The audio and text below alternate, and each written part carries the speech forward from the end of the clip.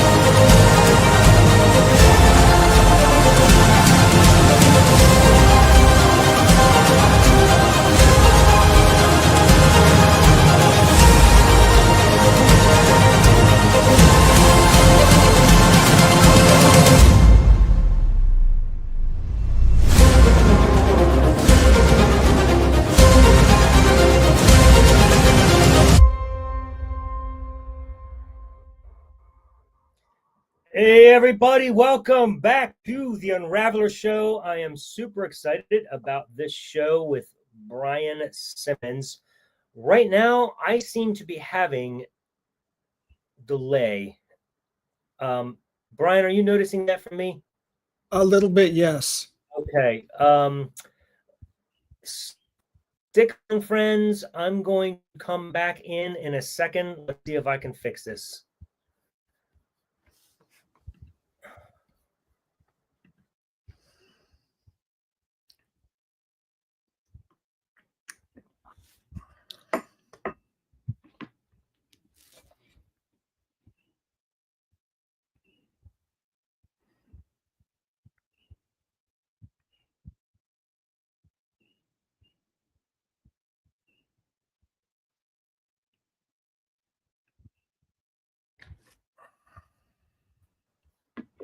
All right. No, I'm still delayed. A little bit, yeah. I don't know what's causing this. Interesting. All right. This will be really annoying if we do the whole show like this. So if you all just stick around, give me about 1 or 2 minutes. I'm on my computer. I'll be right back. Sorry, Brian. Oh, sounds good, man.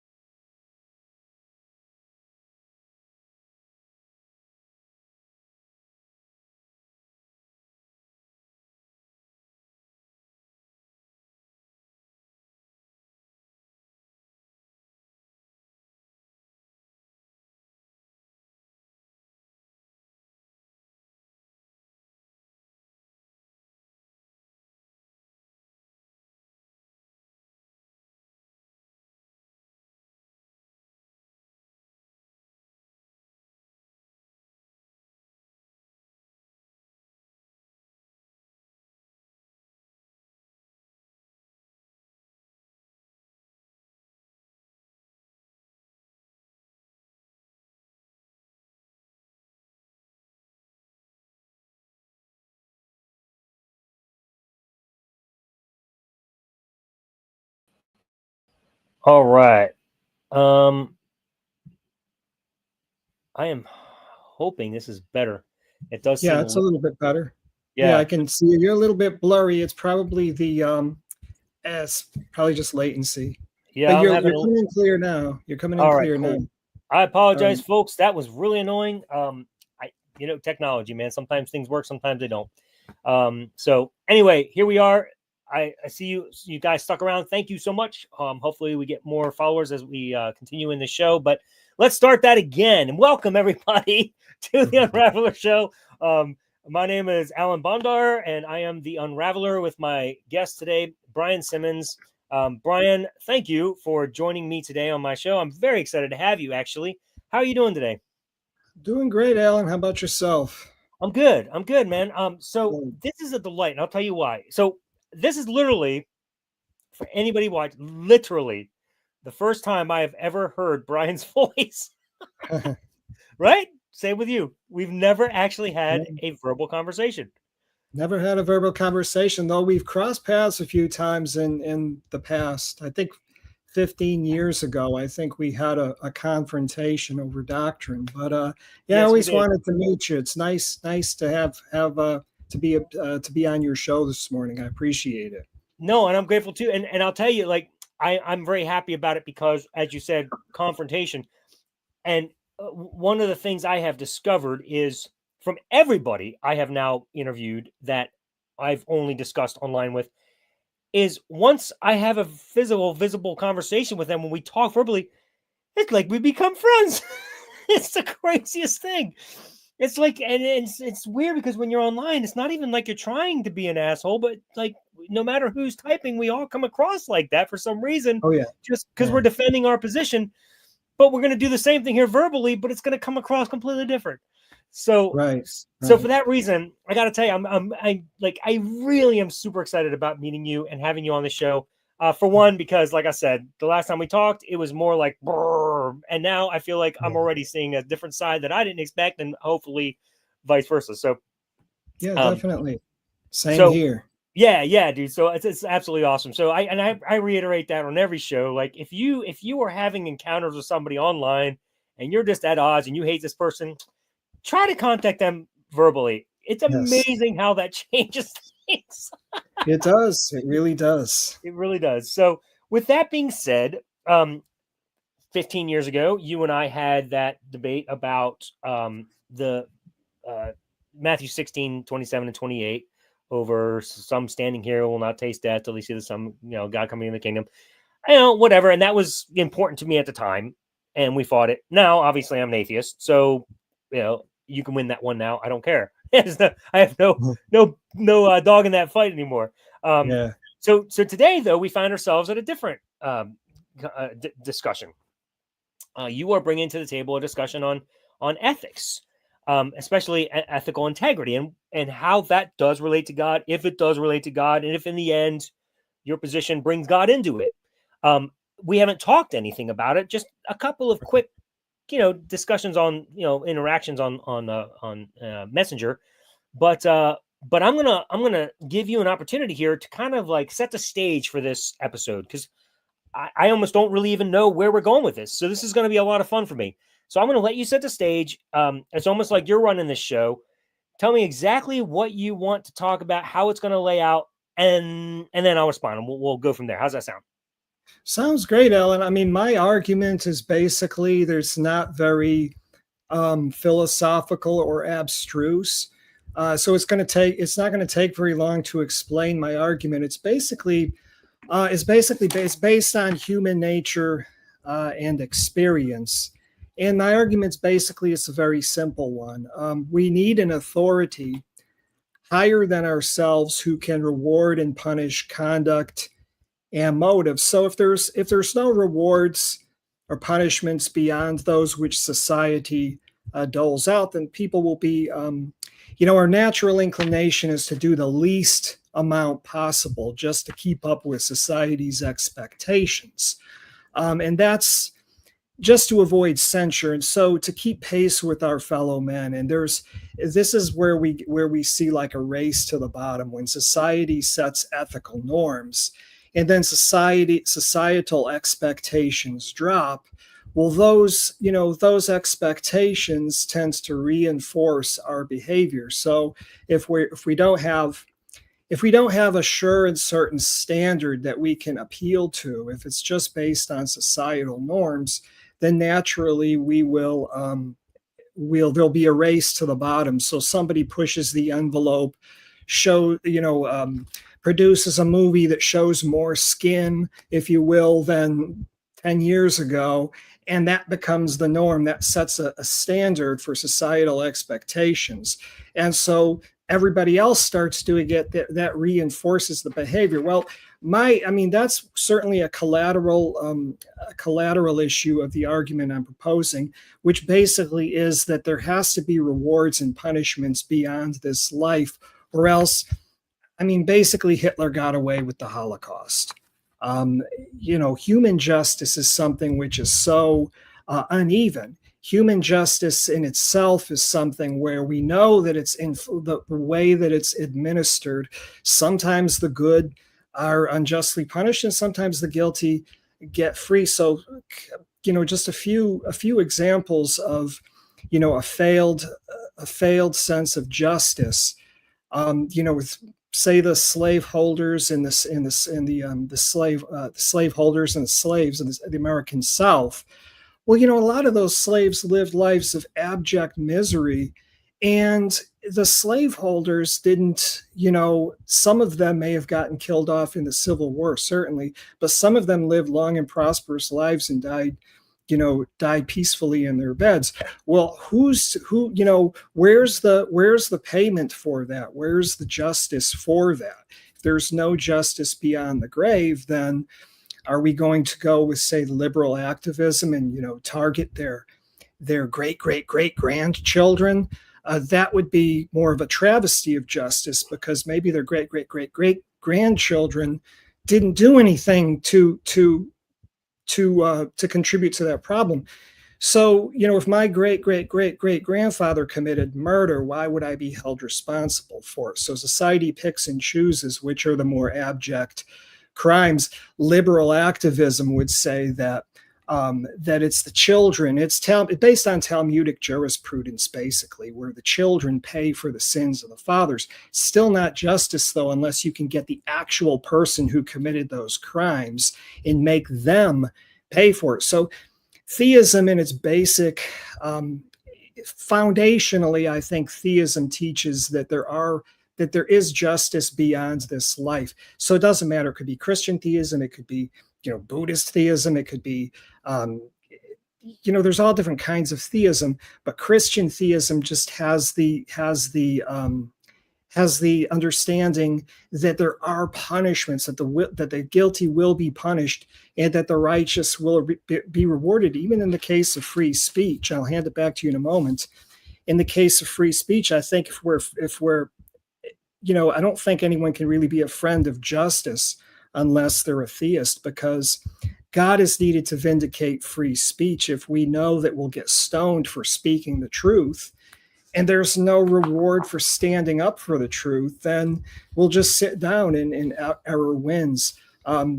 Protestants they all know the story of Calvin and Servetus, where Servetus was basically preaching against this superstitious notion of God being three persons, and it's just philosophical jargon. But Calvin used civil authority to punish Servetus, to kill Servetus for speaking what Servetus felt to be the truth. Now, that's not free speech, but who pays for that? Who redresses that wrong? If Servetus had a right to speak the truth, and Calvin was wicked for pursuing his detractors and his dissidents and killing them, who's going to pay for that? Calvin got away with it. Hitler got away with the Holocaust. The slave owners got away with, in many cases, got away with their slavery. So there has to be, this is why I'm glad you mentioned ethical integrity, because yes, you could have ethics without theism, but ethical integrity, I don't think you can have, because you would have to see. I wrote this down. motives have to be judged as well. I mean, people have, they go about doing good, but what if their motives are hypocritical? If their motives are, I just want the applaud of my fellow men. Well, that motive right there is different from someone saying, well, because I care about this individual and I want to see them I want to see them blessed, or I want to see good things happen to them, or to use the highest motive.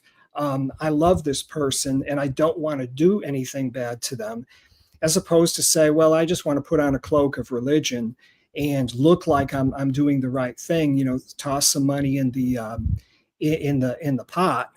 That's not, obviously that's not integrity. So if there's no ultimate adjudication that rewards people for having a purer motive than others, then again, we're just focusing on outward acts, and the Pharisees are really no better than the apostles. It sort of puts everybody at a dead level, where all we're looking at is the outward action, but we're not investigating the actual motive. So this is where I would say that Christ, he brings forward an ethic which looks at not just the outward action, but the motives as well. So if there's no God, then there's no sense of having those higher motives, and consequently, I would say that there would be no integrity in that ethical practice. But that's my argument. It's very simple, not philosophical. It's basically street theology. It's what we learn when we go out there in the real world and we deal with people.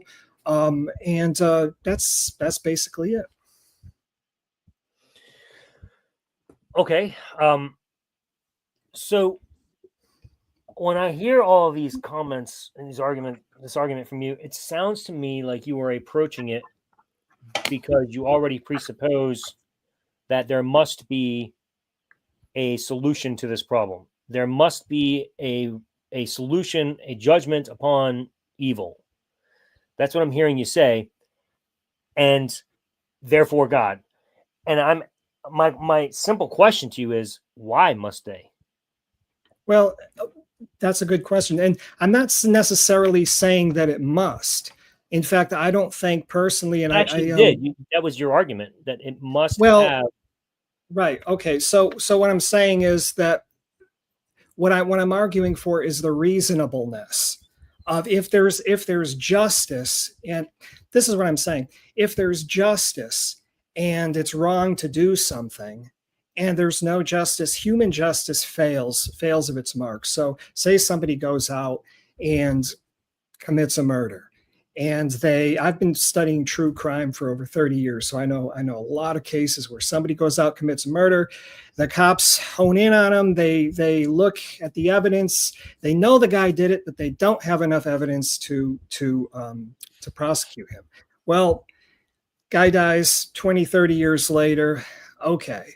So if there's justice, if this whole notion of justice, even human justice, is correct, and there's rewards for for punishments for bad behavior, then that's ethics. I don't think you can really have ethics without some kind of a reward or payment at the end of the line, because you ultimately have to say, well, what's the person's motive for doing this? Why? Wait. You're bringing into you're already presupposing theism in your argument. You're saying, no. Well, if there's no ultimate thing, then this non-ultimate thing has no purpose. That's like that has no, you have no grounds to say that. Like, as a human race, we have evolved and we said, hey, this is important to us. We want to be good people. We're going to create a justice system that's going to protect us from this, and this. And these are all subjective things at first, but because of society, we decided these are objective laws. And so we're all going to hold to them. Sometimes we're going to mess up in our judgment of it, and sometimes we're not. Sometimes it's going to be great. Sometimes it's going to fail. That's it. That's the end of it. Like, there's no, right. Why are you assuming that because of that decision, there must be some ultimate God that judges all this? That doesn't follow. Well, and that's a good point. I'm arguing for the reasonableness of theism based on the fact that there has to be, if we're right there, but stop. It's obviously not. What do you mean there has to be? It does actually have to be, according to No, any there doesn't. ethical system. No, there's Okay, doesn't. Like so you're okay, already off point, dude. Like there doesn't have to be anything. okay. So if someone rapes your wife, that's okay with you? I didn't say it was okay with me, but there's no Okay, has to so be some okay, ultimate judgment for it. right. So if there's okay, so what would you want to see happen to that person? What I want to see happen is precisely what you want to see happen, but that doesn't necessitate that it will or that there must be. It just means this Well, is what I desire to happen. That okay, doesn't but that what would doesn't you want? that doesn't make the So conclusion that okay, it has to be. right, right. But you wouldn't want that person to get away with it, Of right? course I wouldn't, but that also Okay. doesn't Okay. necessitate that So there will be what some I'm solution saying to is it. the reasonableness, there's a reasonableness to that theistic argument that I'm There's a bringing to the table reasonableness to because my if that desire to person, have it. There's a yeah, reasonableness to my desire to have an ultimate fulfillment, okay. but that doesn't But necessitate that it's going to no, happen. no, it's not a necessity argument. It's the reasonableness in your desire would also agree with the reasonableness of that reward or punishment being meted out in the afterlife. So it's not a thing What? where this has to be the Wait! case. I'm Afterlife, not dude. You just making brought in a whole nother like afterlife. What? Where's this coming from? You're just bringing stuff in, well, dude. Like we're talking about ethics. You're bringing in okay, so afterlife. well, okay, okay, well, you're saying there's no afterlife, right? I'm not saying there is or there isn't. I'm saying what grounds do you have to believe there is, and Okay, you're saying so the necessity of all right. judgment. So if there's no God, then where do we infer an afterlife if there's no God? I mean, if there's no God, there's no afterlife. I mean, are you saying that there's possibly an afterlife in light of atheism? I mean, No, I don't. I reject all of them, not because I Okay, think all right, I definitively say they do not exist, because I okay, know they don't. right, I deny them because I have no reason to believe in a supernatural afterlife or a God. There's no yeah, evidence for it. So I just don't accept it. Not that I'm saying it doesn't exist. I sure, have no sure. idea. Yeah, yeah, I understand. What I'm arguing for is the reasonableness of theism based on what you said, ethical integrity. And so ethical integrity would mean if we know there's no punishment beyond this life, and we know that guilty people get away with things like murder, rape, child molestation, atrocities like the Holocaust, then this whole thing. I mean, you were the one that said ethical integrity. So this whole thing is if people are getting away with those things, then if we get away with it, why not do it? I mean, Because you might not where's get your away with it. basis for it? You might not get away Well, with it. That's why we have a justice system. But that doesn't but this demand that is what there is I'm some ultimate arguing. justice that fixes our Right. flawed justice system.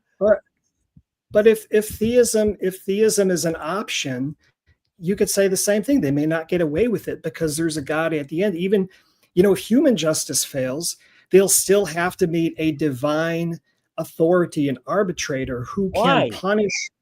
Why? Because I'm arguing if theism is correct, then that would justify the But notion of you came judgment, in to even in make a light of a case. failed human justice. You came in to make a case that you could demonstrate theism through No, ethical no, no, integrity, and now you're saying if theism is right, then therefore ethical integrity is right. You've completely reversed your argument. no, no. Okay. I'm arguing for the reasonableness of theism based on the fact that there has to be judgment for things that we do in this life. And And there if it's is. not human justice, Okay. if human justice fails and then there's no justice, then what are we doing? Where is our That's a good question. I'll tell you what we're doing. The what best are we we doing? can. We're doing the best we can. That's what we're doing. Because that's what evolution is. You grow, you develop, you do the best you Okay. can, you figure out your mistakes, and you make it better. Like, why bring in this unnecessary ultimate perfect Okay. cause that's going to fix everything? Like, that is so presupposed, bro. You have no grounds to Well, bring that in. it's not necessarily, and I'm not making a necessarily presuppositional argument. What I'm doing is I'm just looking at the data, and this is how people, I mean, we all know by experience that if you could get away with something, I mean, if you don't have anybody that's going to pay you at the end of the line, you could get away with something. But we Why not do. get away That's with what justice does. It creates enough fear Justice isn't that good it's enough. supposed to prevent us from doing evil. Is it good Okay. enough to be a perfect system? No, it fails. Of course it fails. Okay. But that doesn't So automatically mean, because humans fail in their justice system, there must be God to bring retribution. Wow, that's a leap, dude. Wait, where are you coming with this, man? It doesn't have any. this is where I came. Yeah, that's good, Alan. This is where I came in though with when I made that collateral argument. This is Okay. where I came in where I said that um see, I wrote it down somewhere. The societal norms. Remember when I was talking about the societal norms? So let me just ask you this. Do you believe in late term abortion? Um, you're asking a very interesting question. Um, I mean, I it's a don't yes or no. We don't have to go into the I don't have morality any or I don't have a I don't have a problem with it. No. okay, you don't have a problem with that. Not Okay. anymore. Not How as an atheist. about As a Christian I did, but how no. about what if okay, so what about Do I I don't know, encourage it? No. I mean, I just want to be clear because it's easy for you to try to trap me in these kinds of things. And all I'm saying is, would I judge a mother for that based on certain circumstances? No. Would I encourage it in every circumstance? Also, no. So it's going to be judged based, on every situation. It's situational. You can't just make a blanket statement that says, okay. "Oh, Alan doesn't think late-term abortion is great." No. I'm You know, not, what I mean, I'm like, not here to judge you. I'm definitely no. not I just here want to to make sure judge you, but listeners are hearing me correctly because that's an okay. easy way Yeah. to get stuff out there. And I'm just saying, Yeah, I am. situational abortion is got to be discussed, not just across the board. I Okay. do value So life, but right. So I don't know what state you live in, but say they made a law in your state that outlawed that. That's human justice. Now you're saying that human justice that's okay? well, no, if they'd made the law in my state and I chose to live in this state, I would decide to abide by that. Or I Okay. could move and live in a state that doesn't do that. Or if I don't like any of the laws we live by, I could quite literally move to an island of my own and become king and start my own law. Right. That's the So beauty of humanity. that's what I'm talking about though. Societal norms. That's not ethical integrity No, it totally because is it, because you choose to live within the societal norms in the society in which you live. right, but some people don't have that choice. So what if someone gets Wait, raped why don't they have that and choice? well let me just propose an example.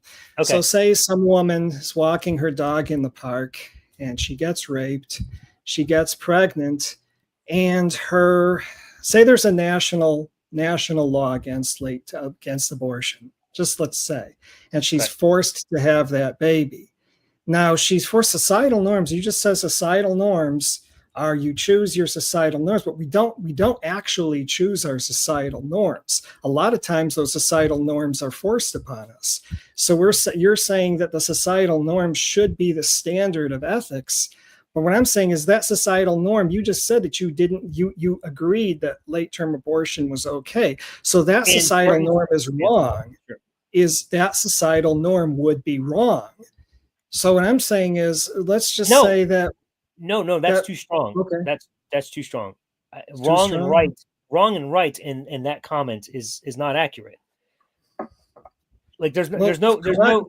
Well, what do you think? Then correct me.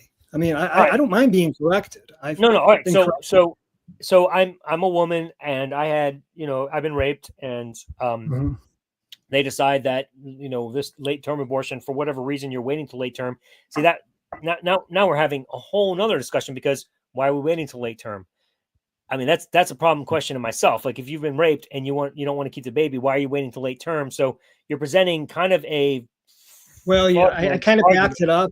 Yeah, I kind of backed it up. That's why I said if there was a national law, because I realized that my example didn't actually fit that specific scenario. So I kind of backed it up. That's why I said if there was a national law against abortion, I didn't Any abortion necessarily. whatsoever. Yeah, any abortion is what I. That was my argument that I just gave you. But that's my bad. I kind of switched it up a little bit because you're right. Why would we be waiting late term? And I understand it. But let me give you another example. What about, some liberal school board wants to put a pornographic book in a children's library? I mean, it's societal now? Society, California, there's liberal states that will let you do that. That's the societal norm. And so you would agree with that because that's a societal norm, or would you move to Well, another no, state? the societal norm, at least in the country I live in, which I think is the same country you live in, Uh-huh. the power is supposed to be in the hands of the people, where we vote and we make decisions and we fight. Yeah, So would I agree with that decision? Not necessarily, because clearly sometimes people in power do things that they are not given the right to do. So if that is not within their rights to do, empowered by the people, then we have a right to fight back on that. So I do yeah, think that that's another issue here in our particular country. right. But would you argue though that everybody that stays in that state necessarily condones that societal norm? They I mean, may by not not, they may not condone it, but if they're not willing to have a voice against it and do something about it, they can either get out or they can concede and bow down. That's their choice, is my right. point. Okay. So some angry parent goes to a school board meeting and stands up against all of these, I don't know if you want to call them Marxist agitators or liberal shitheads, but stands up against them and says, hey, I don't want my children having access to these books. That person ends up getting persecuted. That person ends up getting mistreated.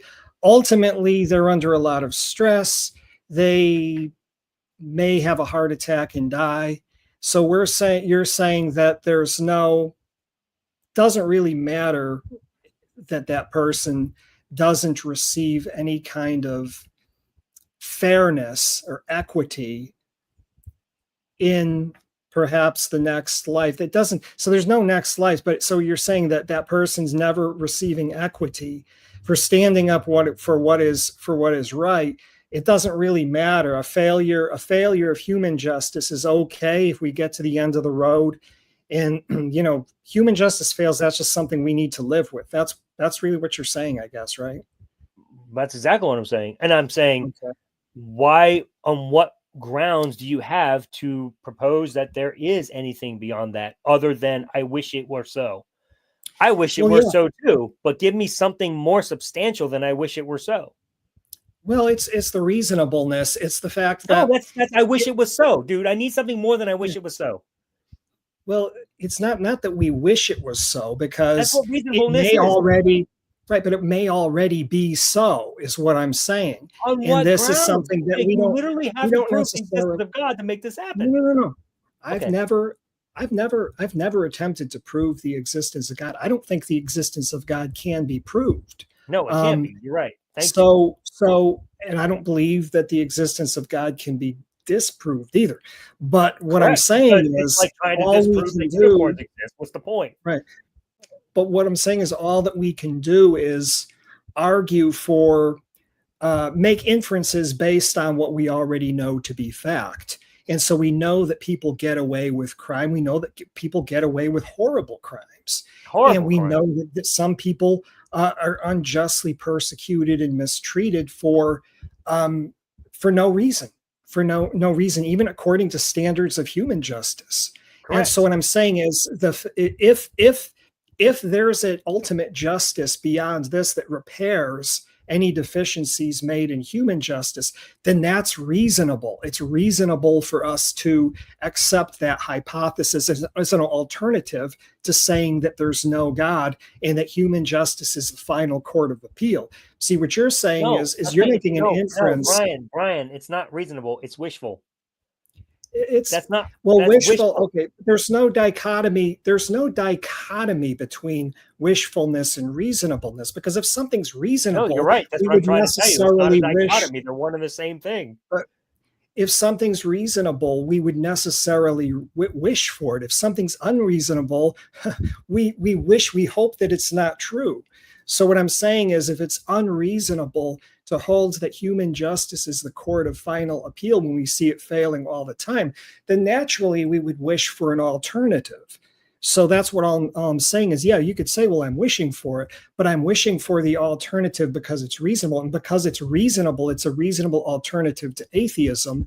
Then that, of course, would mean that I wish for it as well. But it's reasonable to wish for something that's reasonable if it's an alternative to something that's unreasonable. So, I mean, I respect you for the decisions that you've made. I don't think you're necessarily going to hell because, you don't believe in God. I don't, I'm a universalist, so I don't, I Oh, think well, everyone's that going to be opens the saved door here. That's eventually. cool. I'm, That's I'm cool. I sorry. didn't know that. I said that opens the Yeah, door here. I didn't know that. That's yeah, cool. I'm a Wow, universalist. really? So I think everyone will eventually be saved. But So, you know, Brian, let me ask you something then, because yes. bro, that just changed this conversation. We're just gonna take a 90-degree turn here. Boom. Bro, okay, we may be talking for another hour now. Thanks a lot. Okay, so you just opened a can of worms, bro. All right, you're a universalist. Everybody goes to heaven anyway. What does justice matter then? Well, I didn't say everybody goes to heaven anyway.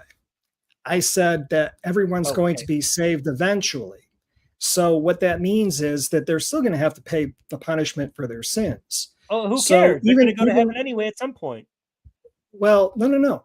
If someone commits a murder and we apprehend that person, they get indicted, they get tried, they get convicted, we send them to jail, but we don't send them to jail forever. You see, that's the point. The purpose for penal retribution is reformatory. That's the main purpose. It's not to punish that person because we want all of our enemies to be annihilated. In other words, the person who committed murder, yes, there is such a thing as capital punishment, but say somebody steals a loaf of bread because they're hungry, and that's sort of like a cliche sort of case, but they had to go to jail. They might have to go to jail for 60 days. But we hope that person is reformed ultimately, that when they leave the system, they're reformed so that they don't want to steal anymore, so that their character is reformed. So I don't believe everybody's on an equal level. I believe there are certain people, even professing Christians, that will have to pay, that will have to sit in time out for who knows how many hundreds or thousands of years until their characters are made right and righteous. All right. So God's all about making people good before they get to heaven. Well, I don't think the final goal is heaven. I think the final goal is right here. So that's another Right, thing. I may, whatever, but same point. yeah. I mean, now we're playing semantics. Fine, new Earth. Fine, everybody's back here again in this reformed Earth. But whatever. The point is, God's about making people good before they get to come back into society in this good Earth. Something like that. Yeah, you could say it's called restorationism. One of the early universalists said it could take 50,000 years for God to purify the wicked. But so you're going to live forever anyway. So it's like, who the hell cares? Well, you're going to live eventually. You're going to live forever, but it's not going to be in sin. And so, yeah, I know.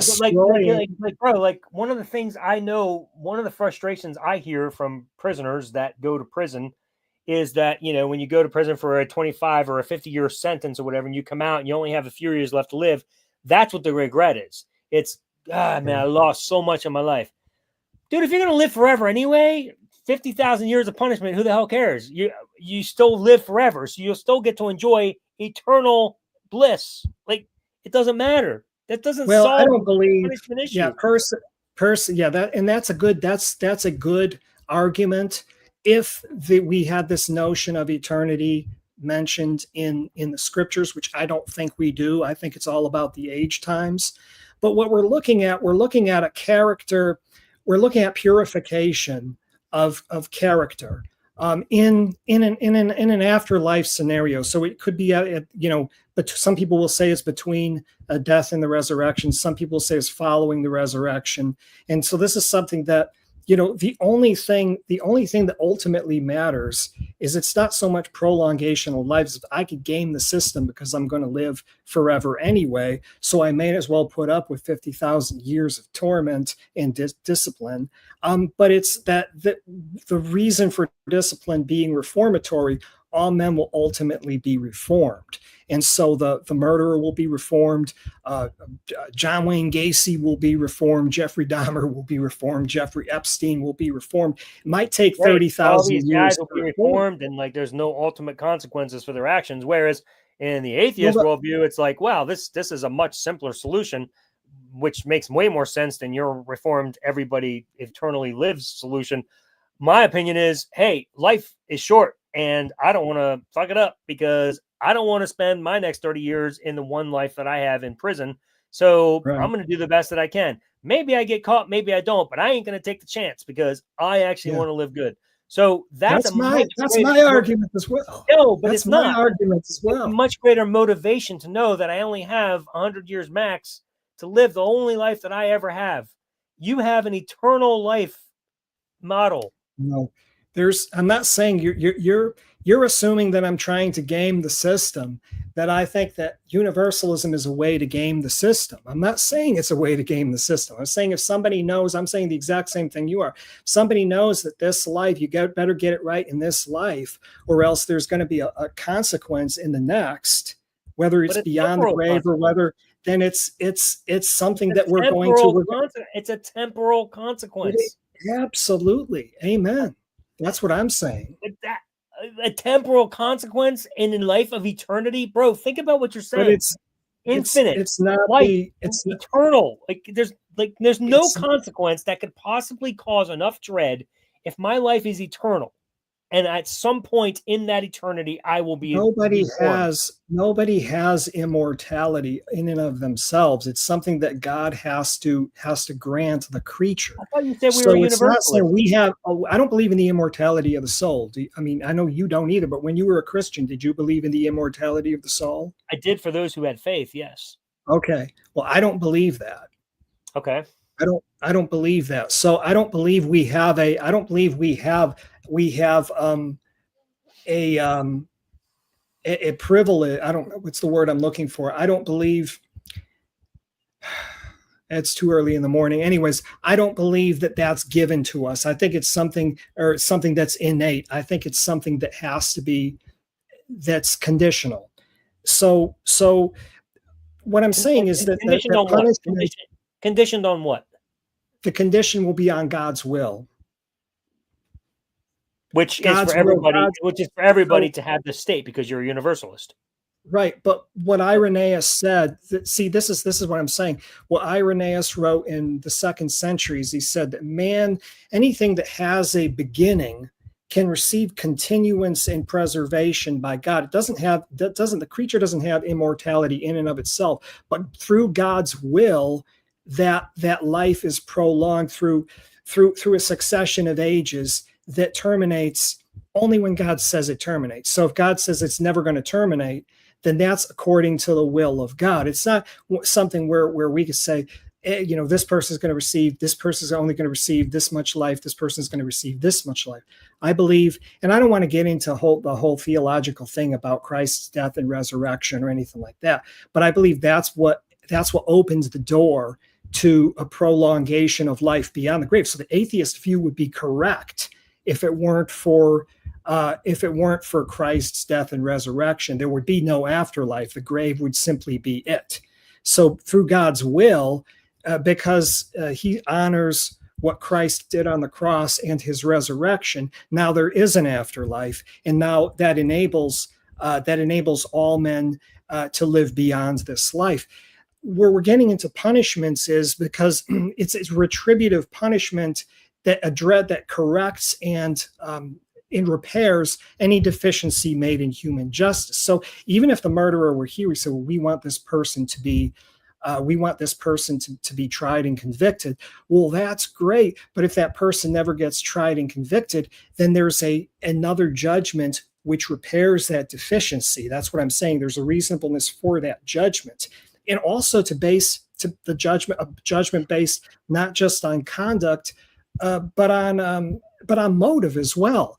Because if the person committed a murder through, say, self-defense, or because they thought they knew that this person had wronged somebody who was close to them, there may be extenuating circumstances, there are mitigating circumstances. Only somebody who can gauge motive will be able to adjudicate properly based not just on what happened or what appeared to have happened, but based on what that person was thinking and how they lived up to how they obeyed or disobeyed the dictates of their consciousness. That's integrity. You can't have integrity if you don't take motive into the equation. Have you ever seen the movie? Have you ever seen the movie Minority Report? I've never seen it. Okay, Tom Cruise. Is it good?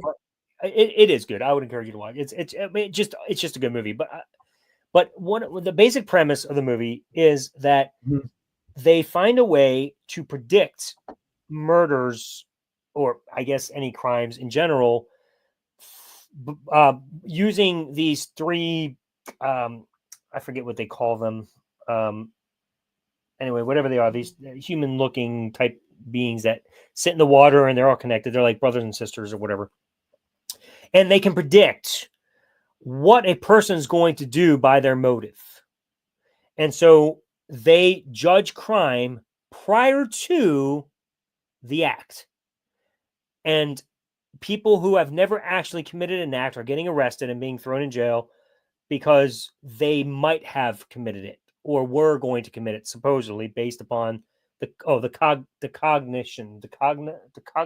Cogs. The Cogs, that's what they're called. The Cogs, the three Cogs, the brothers and sisters, the Cogs. So these Cogs would tell, they'd put a ball in this machine, would come out, and the Cog would say, this person is going to commit murder because they have a motive. Okay, so what you're saying is motive is important. And that's the most important thing, because so what you're saying is a person theoretically could never actually do anything wrong, but because they have an idea in their head, a motive, a desire to kill somebody, they should be judged for that. No, there's no way in hell I should be judged because I want to kill my boss in my head. Well, if I don't actually, I'm going to disagree. I'm going to disagree with that a little bit, because this is where we get into the Sermon on the Mount. So I don't want to go into a lengthy dissertation about the Sermon on the Mount, but Christ said, if you hate your brother in your heart, you're a murderer. I know, because you have this idea that sin is a real thing, and sin, condemns the heart and all this.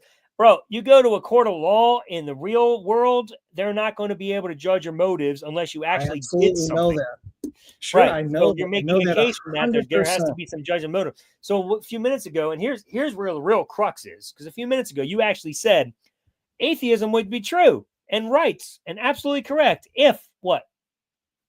The resurrection of Jesus didn't happen. Yes.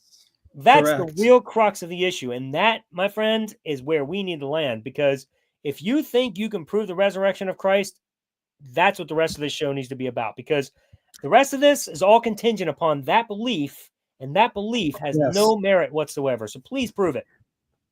Well, I can't prove anything. No, you can't prove it. That's the point. No, I'm not. That's good. That's good fishing bait, Alan. But I've been doing this for 20 years, and I've been arguing with atheists for more than 20 years. So no, I'm not taking that bait. I'm too smart for that.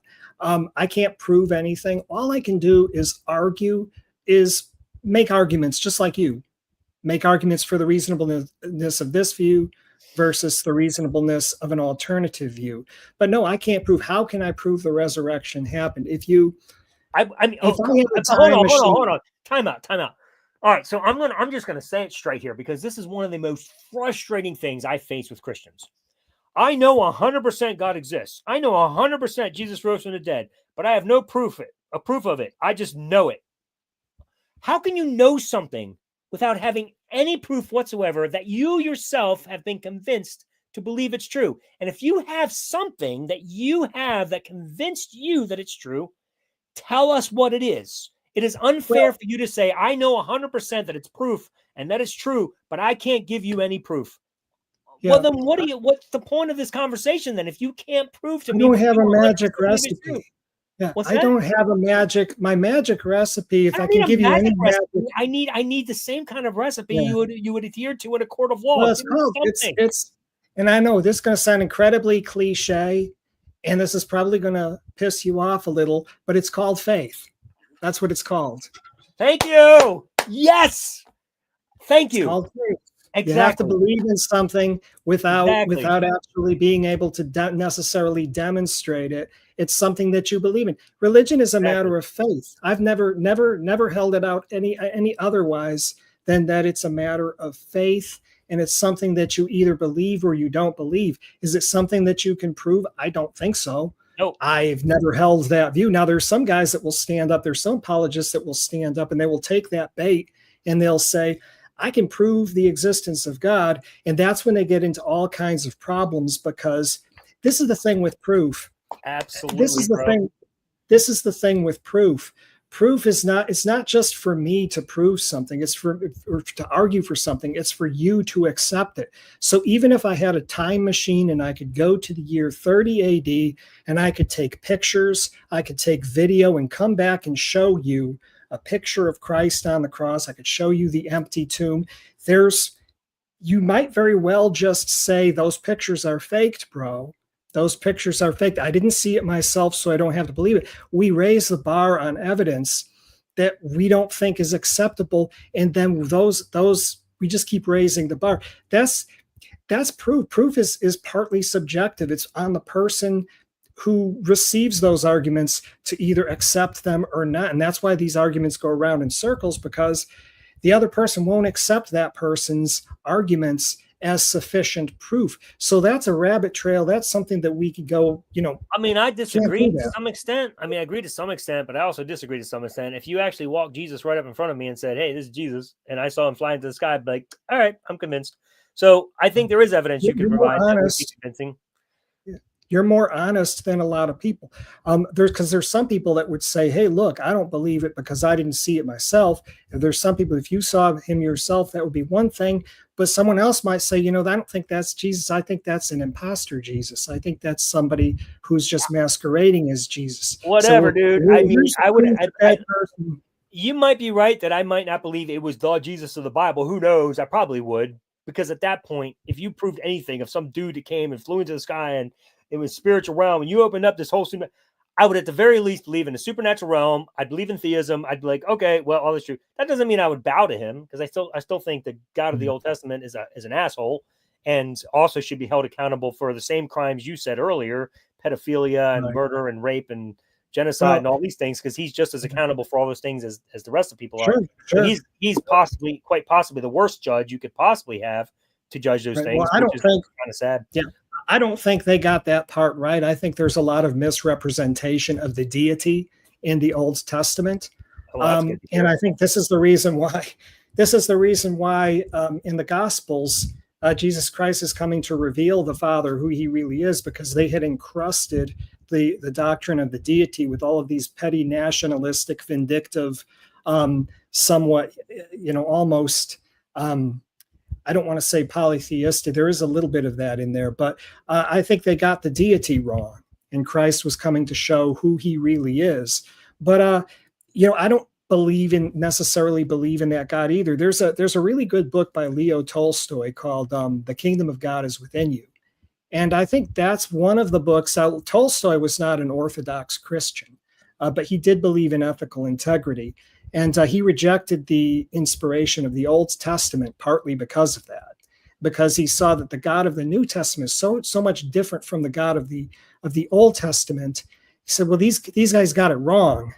And the only thing that we can trust, his ultimate judgment was, the only thing that we can trust is the ethical and moral teachings of Jesus Christ. Even Paul, I mean, I think Paul would be shocked to find that his personal letters are made equal to the authority of the Old Testament Hebrew scriptures. I don't think that was something that the church brought in much later, or actually towards the close of the first century.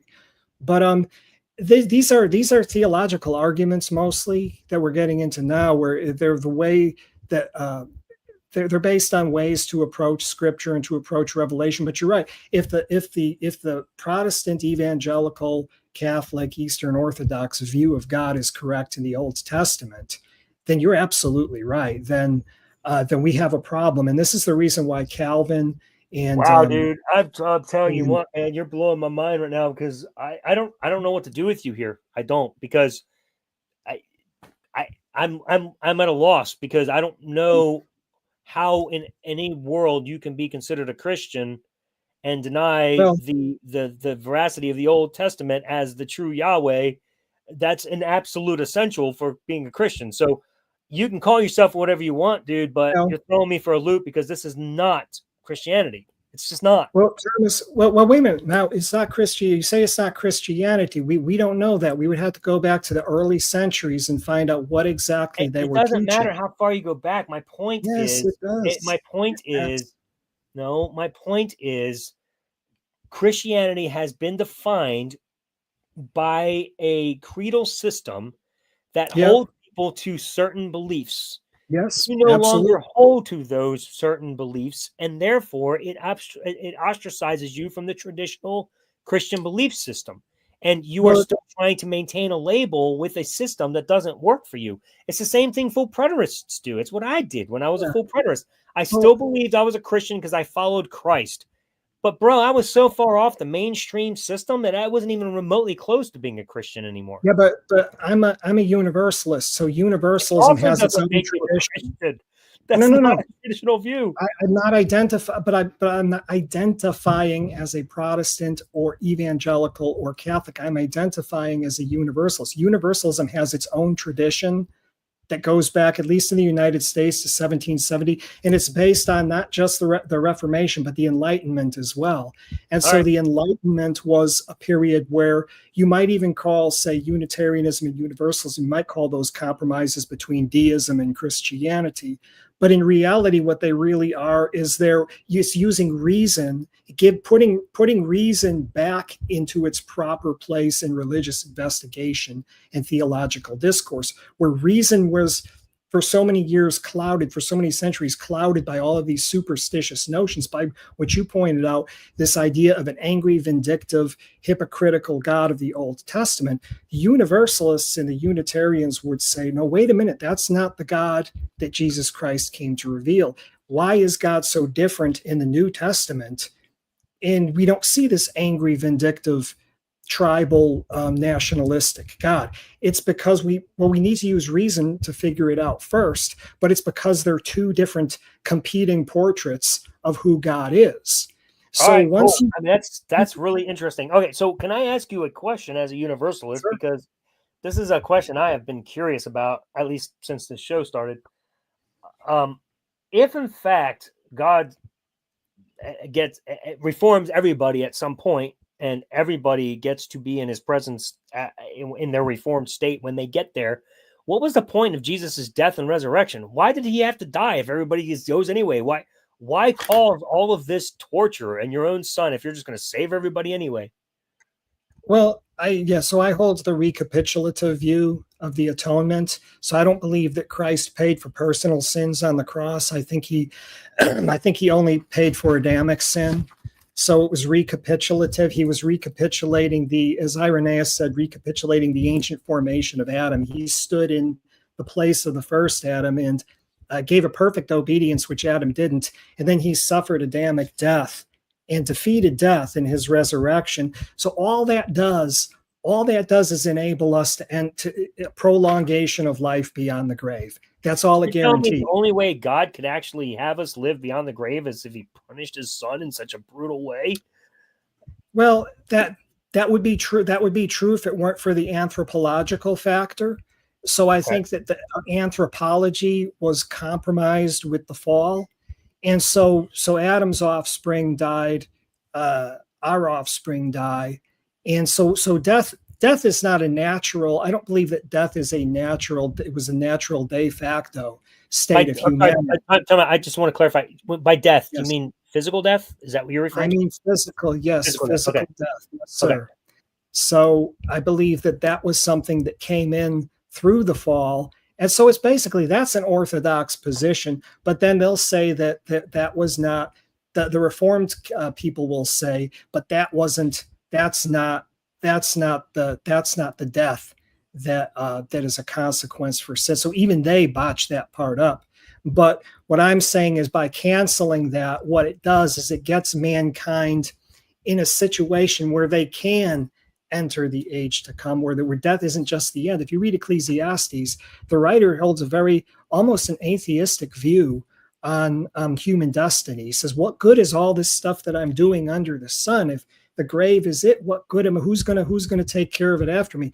And so, what the cross did was it got us to the point where now we can have an afterlife. Now we can have prolongation of existence beyond the grave, and ultimately a prolongation of our physical existence as well.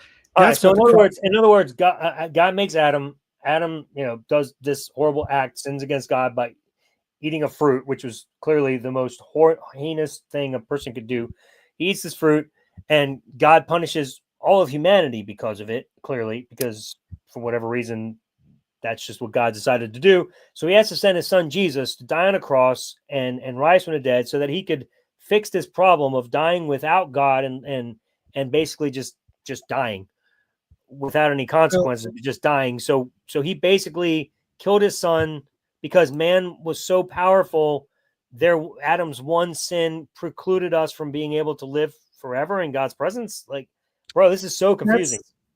well, no, it's not confusing, but it's if you look at the symbology of the symbolism of the tree of life, you'll find, well, there's a tree of life, there's a tree of the knowledge of good and evil. Our lives, and this could be taken as, this doesn't even have to be taken as literal history. I'm not saying I don't accept it as literal history, but you could take it in a parabolic sense as well. I mean, we all come into this world in an innocent state. I think you would agree that we all come into this world innocent. We're not guilty of any ancestral sin or ancestral crime. We're certainly not guilty of any personal. Well, that would have not have been my position as a Christian. Right. Well, original sin. I understand that view as well, but I don't believe that infants go to hell. So I don't believe in that. I believe that it's an anthropological problem more than it is a moral problem. But what we do is when we get to the age of accountability, we start experimenting with evil. We develop a knowledge of both good and evil, and this shuts us out from. This does shut us out from. Go ahead. Sorry, I just want to clarify terms here. Good and evil, is that different than sin to you, or are they one and the same? I just would like some clarification on that.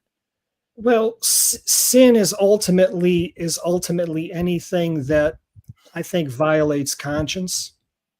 Okay. I'm going to put it being very, and in fact, I'm deliberately putting it in minimalistic terms because I don't want to load my definitions too much with theological concepts. So I do want to say that sin is, minimalistically, it's a violation of conscience. So the person, living in Tibet, never heard the gospel, their conscience tells them not to commit murder, not to steal, not to sleep with someone else's wife. They do those things. Motive. Yes. Motive. Exactly. Sin is motive.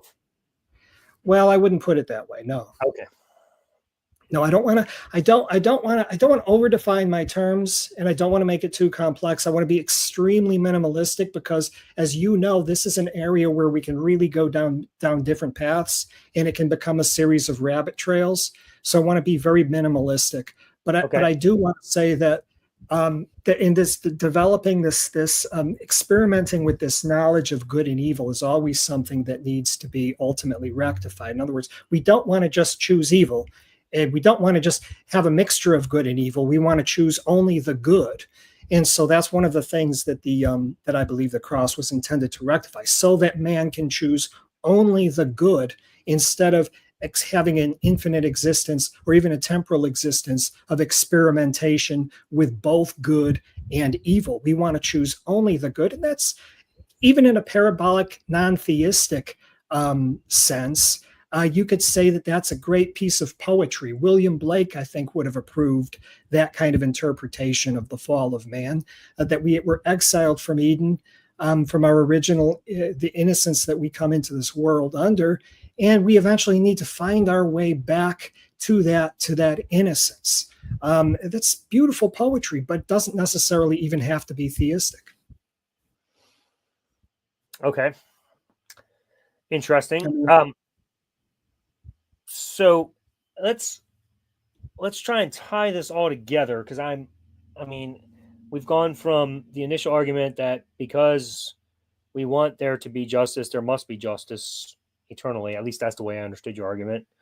And I say, I don't understand why that has to be the case, but you want it to be the case, so I get it.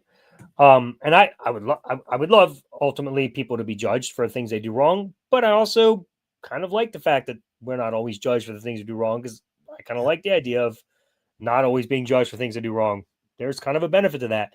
Not that I want to be some horrible person, because I don't. I like being good because that tends to bring about betterness in my life and happiness and friendships.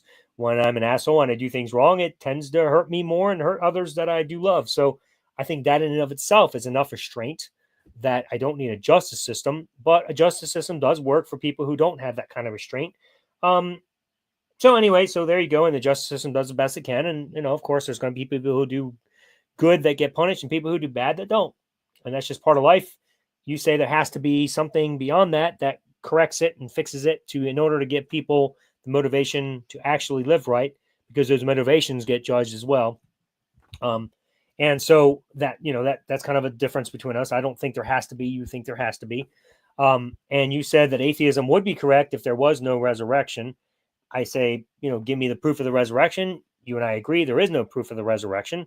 There is no evidence to demonstrate that. It's all contingent of faith. In my opinion, I agree with Matt Dillahunty. Faith is the excuse people give when they don't have a reason. So I think that faith is a facade. I think it's what you do when you really don't know what is a better option because you can't find a better option. So you just kind of leap to God. I think that's what faith does. And I think it's caused by brainwashing, as my book demonstrates. So if anybody's watching and you're interested in my book, please get How to Kill God the Easy Way. It's all about this topic. It's exactly what I'm discussing here.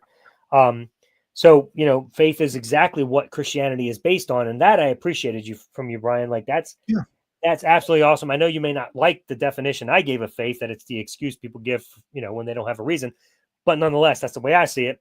And I think, based on the definition of Hebrews 11, faith is the evidence of things unseen. It is the assurance of things not seen. So that definition is like faith isn't evidence plus. It's just that's it. That is the evidence. Like it's all you have. Like faith alone is your evidence that God exists. So if you have faith alone, that's your evidence, and that's fine. I just wanted to mention one thing about faith, though, is I think we may be honing in too closely, because there's nothing wrong with having faith. I mean, we have faith every morning we leave the house to go to work. We have faith that we're going to come back. We're not going to get struck by a car. That we're not going to have a heart attack on the job. Absolutely, no, that's not the same thing. Brian, it is not the same thing. I hear this from Christians all the time. It is not the same thing. You can't prove. That is the first layer of faith that you all confuse with confidence. That's called believing in a system. Like I trust my chair because evidentially speaking, my chair consistently keeps me up. Does that mean chairs don't break sometimes? Yes, they do. And yet I'm still going to sit in a chair tomorrow. Why? It's not called faith. It's called empirical data. I've seen it happen probability. Times. Exactly. That's called probability. That's what empirical data is. It's probability. You've had experiences sitting in that chair, and beyond a reasonable doubt that chair is not going to collapse on you. But that's not what I'm talking about. Not beyond a reasonable doubt. Not beyond a reasonable doubt. Sure. No, there's no way, because I know it could collapse. Not beyond a reasonable doubt. Hey, look. That is a poor guy. It's called maximal. It's called maximal confidence. Maximal knowledge. Like I can be maximally certain, but I can't be absolutely certain. Right. But if you're a poor guy, that is the difference between faith and science. Faith is absolutely certain. I am absolutely certain that God is real. I am not absolutely certain this chair will hold me up. I am maximally certain. Right. That is totally different. Well, it's not necessarily different. What I wanted to say was different, dude. What I wanted to say though, the same thing. Yeah.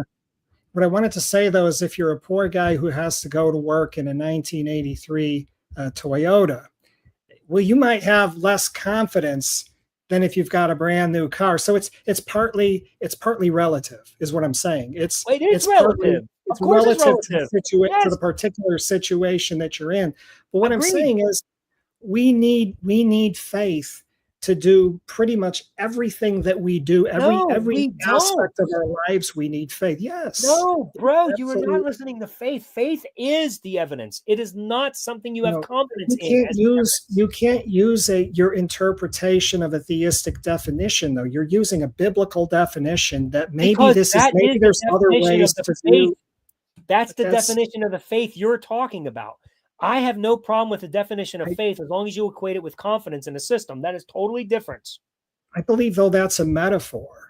No. I think faith exists as in place of evidence. That's what I No. believe he's saying. Yes, absolutely. Oh, well, okay, That's okay, that's sorry. the classic. That I would agree with. Faith exists in place of evidence Yes, I think that's all Paul was saying. because faith is the evidence. Well, Yes, that's it. That's exactly yes, correct. In but place you're of evidence, not in addition to, not in support of, so just that's it. That's faith. yeah. That is not the way I live. I do not have faith in spite of evidence. I base my life in a system that provides evidence Mhm. and gives me maximal certainty, not absolute certainty. But you're okay. So the justice system. We're going to go back to the justice system again because say Okay. the justice system. I believe the justice system is corrupt. That's what I believe. I believe there's people sitting in prison now who are framed, who are not supposed to be there. Sure. They were framed by corrupt judges, corrupt DAs, corrupt juries. So I don't have much faith in the justice system. I really don't have much faith in the justice system. Okay. But By faith, I would like to redefine that term. Let's use the okay, word confidence because that's what you um, mean. yeah, well, That's what you mean those are by that. semantics. Yeah, those That's are not semantic semantics. arguments That's that not don't semantics. they It is absolutely significantly are. different. You don't have Absolutely are confidence. some. It did. I It mean, does. creating a Okay. Time out. fine. Let me use what you Yeah. said earlier. Okay, go ahead. Go You ahead. said faith is in place of evidence. So are you Yes. suggesting to me that the reason you don't have faith in the justice system is because you don't see evidence that the justice system has failed? I don't see that. I don't see evidence that the justice system hasn't failed. But that's my point. You're talking about evidence, and you said a few Right. minutes ago that faith is not considered evidence. It is something that is done isolated from evidence. And Well, I now didn't you're say telling me that. that the reason you don't think the justice system is good is because you're basing it on evidence, whether positive or Well, negative. I'm basing it on what I see, and I don't believe Exactly. that. Which you just Right. said a few minutes ago is not faith. Well, no, Yes, you miss that's what you what you're said. doing is no, you're trying to you're trying to force me into a definition of faith that I don't agree with, and then you're trying to use it against me. That's not what I said. I'm So not I don't forcing you have anywhere. You said yourself faith. that faith is not based on evidence. Well, one of the so I think okay, let me back this up a little because I think one of the definitions, I don't want to run and get a dictionary, but I think what you're trying to do is you're trying to make a distinction between faith and confidence.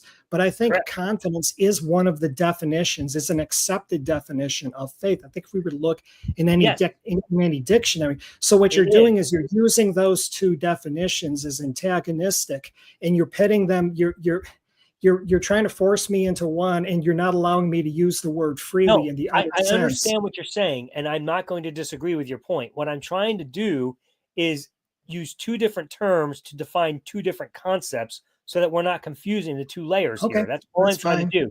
You can continue to call what you call your opinion of the justice system faith, but it isn't helpful because when most people think of faith, they think of it the way that you defined it earlier. It is something that is contrary to confidence, to evidence, that it is not based on evidence. That's what I want to use as faith here Okay, because that is what so most people think it is. You may call the other one faith, but it is a totally different type of faith. It is not the same faith. It is an entirely different type of faith that we would simply call confidence based on evidence. So okay, when you so talk that's about them, they are entirely different. So when you say both Christians and atheists live on faith, fine. If you mean by that, this layer, okay, confidence. But if you mean by that we both live on this faith that has nothing to do with evidence, that is absolutely not true. right. But I can use those words interchangeably. For instance, I can Fine. say I have confidence You that the can. biblical narrative is true. You I have Brian, confidence, and you that can, but that is confidence is absolutely faith.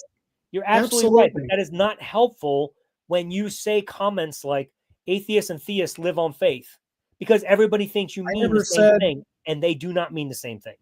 well, I understand the distinction that you're making, but I think you may be parsing it too finely. I think you're because I understand you don't want to you don't want to admit the force of that argument that theists and atheists both require faith to live. We I could mean, if you're use the talking about word the first layer, if you're talking about the first layer that uses evidence, fine. okay, yeah, But if you're talking about we'll the just second say layer that is confident. not based on evidence, then no. Yeah, we could So just say so confidence. since you're not willing to distinguish the two words for the sake of clarity, then every time you use faith, you're going to have to spend some time defining which one you're talking Right. about, so that No, I I'm can going to choose to use no. I'm going to use the word confidence. So we both theists and atheists both have confidence in things that may or may not come to pass according to their hopes. So you may have confidence in your chair might collapse under you tomorrow. I may have confidence in investing money, and then my investment goes kaput next month. So our confidence. Can I just make it? Can I make Yes. an interjection here? Go ahead. The reason we are doing those things, though, is based on evidence that is logical. We looked at it and we said, Yes. this is the best decision I can make right now because, for all intents and purposes, it appears as though this is what's going to be the most consistent. May it fail me? Yes, but it's unlikely, and that's why we choose those routes. Correct?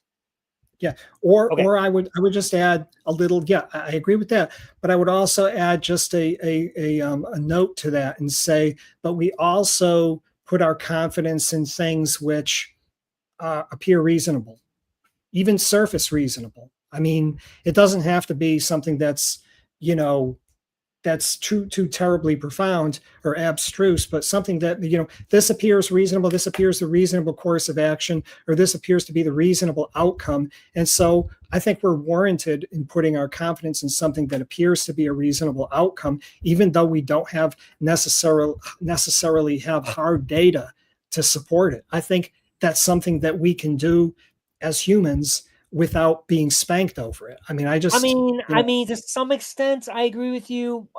But if somebody handed me a baseball bat and said, "Write me a note with this baseball bat," I'd be like, I don't really have any confidence that that's going to accomplish this.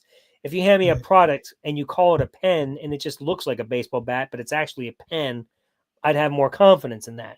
So I do think there has to be, when you say the word reasonable, I think it has to be reasonable. It has to be something that we can reason out and say, oh, there's a reason why I will choose to have confidence in this. Not just some random, I hand you this thing of toilet paper and say this is a car. That's not reasonable. Right.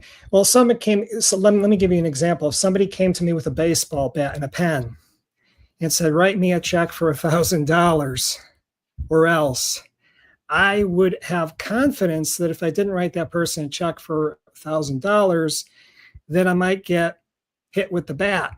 Now, that's I think reasonable. That's reasonable because I'm protecting my interests. Well, sure. I'm that's okay. That's how we behave. That's how we behave. That's just how we're wired to behave. I don't think there's anything wrong with that. But all of that is epistemological. Everything that we have discussed just now is evidential based. Exactly. Great. Those two forms of faith, which I prefer confidence, I think atheists and theists believe in. That is entirely different than what most theists mean when they say, oh, atheists live by faith too. That's not what they mean, Brian. You know full well that's not what they mean. They mean you guys blindly. They don't like the argument. I know that. What's that? I know they don't like the argument. I know that. Well, because it's because it's a false argument. It's a false equivalence. Well, theists aren't considering the first layer called confidence that we're talking about. Let's now talk about the theist level, and let's see if they parallel. Go ahead, define the theist faith, and let's see if they parallel. The one you said earlier has no bearing on faith, on evidence whatsoever. Let's talk about that one. Right. Well, this is basically, it's very easy for me to define a theistic faith as I believe I have confidence. I'm going to use that word again. I have confidence what it means, that sure. that the core message of Christianity is correct. And so I base my faith on that. And if I'm wrong, I'm wrong. It's not going to hurt me if I'm wrong. According to you guys, it's not going to hurt me if I'm wrong. Because I disagree. I disagree. I don't know when you say you guys, I don't know who you're talking about. I disagree. Well, I'm talking about I'm gonna say you. There's no penalty at the end of the road. If I'm wrong about God and I die, sure there is. Tomorrow. Huh? Yeah, there is. There's a full waste of life. Well, it's not a waste of okay, but if it ensures ethical, see, I'm a pragmatist too. So if it ensures ethical integrity, then you can't say that it's a wasted life because now you're saying the ethics don't matter. No, I mean, that may benefit me because you're an ethical person, but it doesn't benefit you because of course you are missing. No, it benefits you only to some degree in that it doesn't end up with you in a penal system. But it doesn't benefit you from enjoying things that you could otherwise enjoy if you did not live by the Bible standards. That sounds like a lot like hedonism to me. I mean, It's exactly what it is. Why do well, you have a no. problem? Where's the problem with hedonism? Where's the problem with hedonism? Well, that's another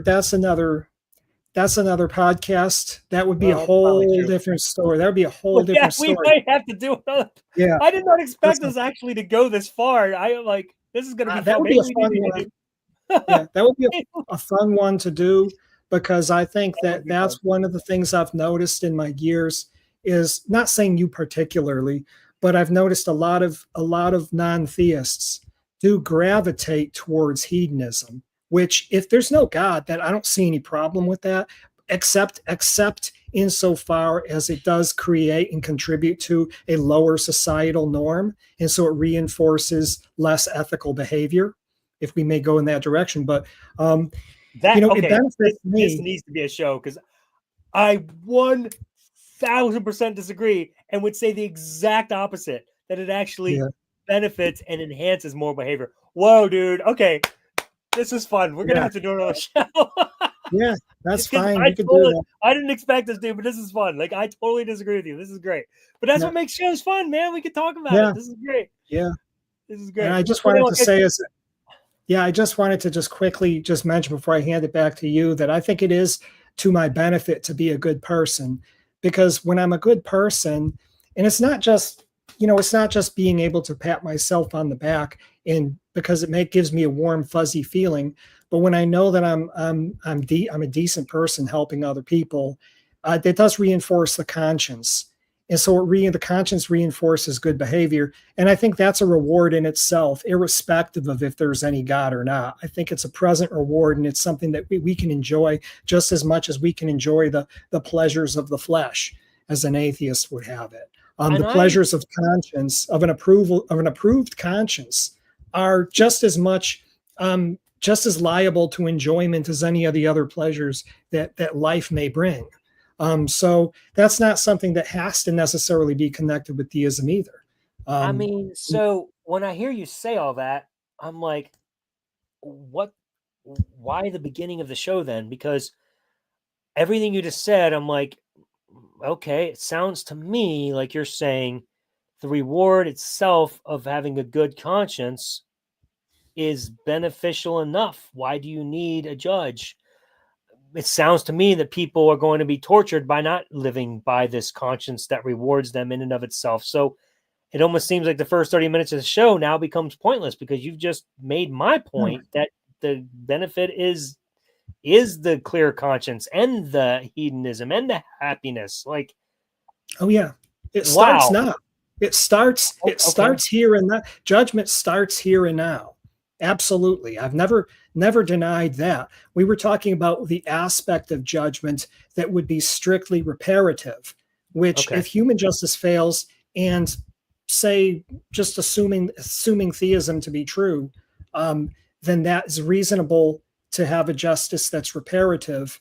When human justice fails, it's something that we would find reasonable and would therefore hope for it or hope for it to because we found it reasonable. But the aspect of a present enjoyment of having a clear conscience is itself a reward.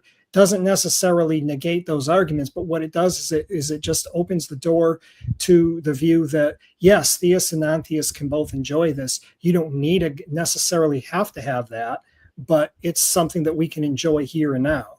I mean, that's the proof is in the pudding. I mean, it's not something that you need to have a God for, but it certainly I think it contributes towards theism because if you have a standard of ethic that never changes and that's not based upon societal norms, then you could be against everybody and say, I know I'm right about this and I'm doing what's right and everybody else is doing what's wrong and your conscience is approved. You don't have to necessarily bow to their opinion. And I think you and I are both agree in that respect. I think we do. I don't know. Well, if not, we're very close. All right, so we need to have a part two of this because I still want to dig down a little bit further into this second layer of faith because I'm not sure that we have accomplished that very effectively yet.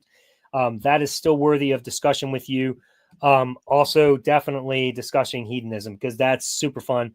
But we do need to wrap up at some point here. I usually Okay. try to keep my shows to an hour and a half because I want to respect my listeners' time, my viewers' Yes. time. But I want to entertain a couple of questions here.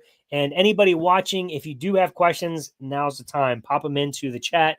I'm going to be going through this for Brian and I, and then we're going to wrap things up here. But before we do, Brian, thank you. This has been You're actually a welcome. really great discussion, and Yes. I appreciate you challenging my mind, and I hope I've done the same. This is really, really wonderful. So we'll continue that. We're definitely going to do a part two because there's much more to Great. discuss here.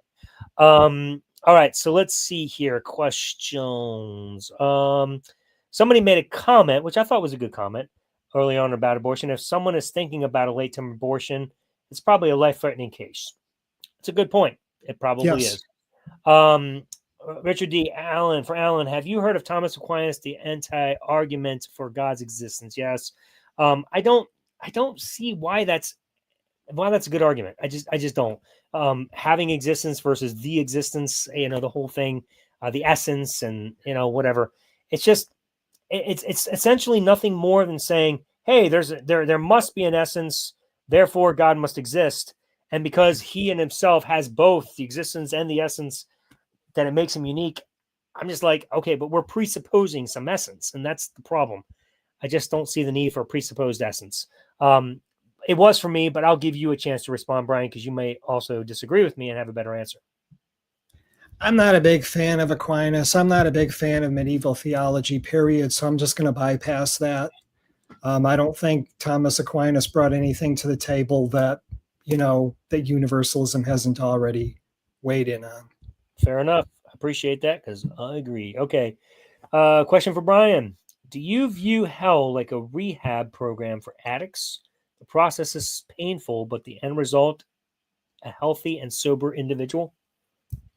That's a good. I mean, I don't have any particular objection to that definition, to that view of things. I think that's fair enough.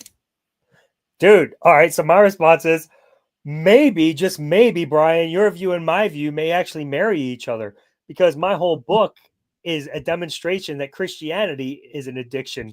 Belief in God is an addiction. So maybe the solution is put them through your hell for the time being so they free their minds of theism and then they can live happily without a theist, without a God. I don't know. We'll have to figure that out. Maybe that's impossible. Yeah. That's a good discussion. We'll have to talk more about that, man. Quite fascinating because I do equate related theism with an addiction. So, wow, super fascinating. That is the only questions. There's one more comment. Let's see if there's a question here. In the ancient Near East, the more violence you attribute to your God was to give them more glory. The writers of the Bible mistakenly attributed violence to God. I'm going to let you comment on this because you have more of an opinion on that God than I do. Yeah, I agree with Richie on this. And I think Richie's a good guy. I mean, we have differences on some of our theology, but I think there's a lot of their conception of who God was mixed in with. I think there's a substratum that looks like God is a God of love and mercy and all that, but it keeps getting crusted over with all these nationalistic, kind of chest beating views of God. Our God is the God of Israel is the God of everybody. She's the highest God. And yeah, I think you start to see that crumble in the first century. But again, it's something that's another show. That would be something looking at we would have to look at inspiration and look at the Old Testament. It's a totally different topic. But I think he made a good point. Yeah. All right, cool. And one final question for Brian. Here we go. From the Unraveler. Question for Brian: is Alan right? That's me, bro. Right about some things. Alan, you're right about some things. You're right about some things. Just like I think I'm right about some. Yeah. I was just playing with you, bro. It's just a fun way to end the show. Anyway, this was a blast, dude. I really enjoyed talking with you. Yeah. Part 2 coming up soon. We'll talk, we'll chat, we'll schedule a time. Stay in touch, everybody. Hey, listen, thank you for being a part of this show with us. Make sure that you subscribe, give us your comments after the show. And if you don't mind, drop me a little bit of support in there to help shows like this keep going. I'd really appreciate that. And we will see you next time on the Unraveler Show.